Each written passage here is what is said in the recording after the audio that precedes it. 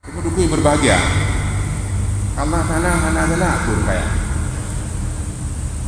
Sebab urun kaya ini dikabung, maka anak-anak yang gana Allah Ta'ala urun fakir miskin.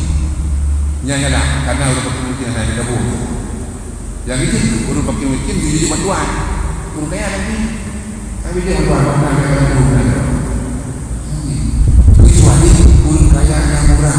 Urun kaya yang murah yang kamu surga Malaysia cuma Abdurrahman bin Auf mereka juga. Masa sahabat Nabi itu. Nah, tinggal sahabat lain dipihina Abdurrahman bin Auf karena gaduh dengan harta. Tu Nabi berkata sahabat. Kami berkata sahabat. Urun kepinanya sahabat lagi. Kami berkata sahabat. Nah, walaupun kami apa yang jaga lebih gunung untuk kami kau nafkahkan hartanya untuk sampai derajat sahabat Android. Android. Akhirnya boleh tapi pada betul pasal. Budak-budak kita bawa ujung. Mereka kau ujung kayu lagi ikut-ikut bawa ujung kan. Si adik tak kiamat. Kita betul dah buat sahabat ni. Ha ini. Mereka tanya sedar di ikutnya.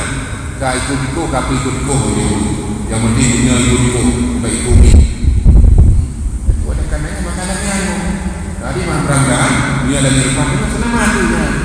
Mungkin banjir terbuka sahabat yang ada. Abu Bakar yang ada, Umar yang ada, Ali yang ada, Sayyidina Utsman yang ada, sahabat-sahabat yang ada, yang ada di dunia yang ada. Ya, orang lagi-laginya juga lupa juga.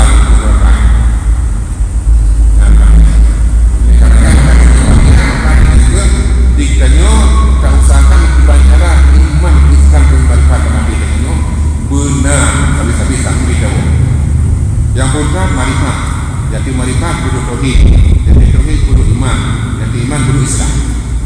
Islam punya anak iman anak sah, iman anak tauhid anak sah, tauhid anak marifat anak sah. Tadi urang dekatnya adalah marifat. Yang ini kita tauhid dan kita tauhid punya marifat. Baik suki Ibadun awam, darai-darai penuh ibadatnya dan budaya-budaya sinan supaya mengerti katanya paling dulu pada ahli marifat, kalau marifatnya banyak tapi marifatnya yang marifat tadi marifat Sina Bakar mana dia tapi marifatnya jadi begini itu marifatnya dari Sina Bakar yang pada terjadi ada ulang benar nak pegang apa marifatnya Sina Bakar yang pada jadi kenapa yang terjadi itu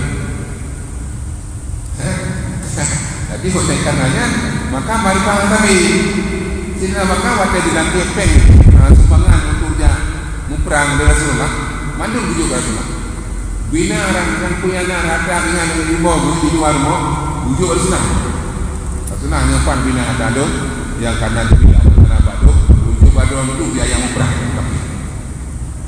mereka berdengar itu asal bina Allah dan Rasulullah saja itu anak asal Allah baduk dan Allah saja Allah nah Rasulullah saja lagi